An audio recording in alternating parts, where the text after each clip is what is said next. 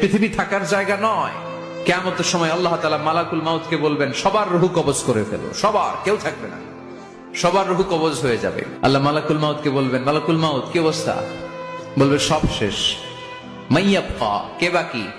মালাকুল মাউত বলবে জিনেরা বাকি, যাদেরকে দেখা যায় না। আল্লাহ বলবেন জিনদেরকেও শেষ করে ফেলো, রূহ কবজ করো। মালাকুল মাউত জিনদের রূহ কবজ করবে।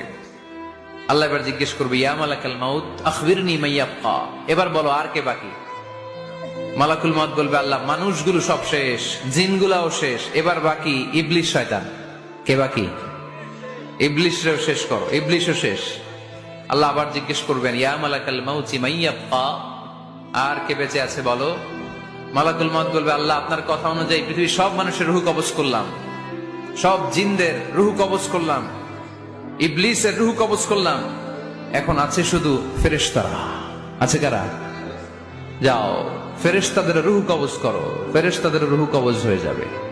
এবার আল্লাহ জিজ্ঞেস করবেন, ইয়া মালাকাল মাউত আখবিরনি মাইয়াবকা। মালাকুল মাউত বলবে, আল্লাহ আপনার কথা মতো ধরে ধরে সব শেষ।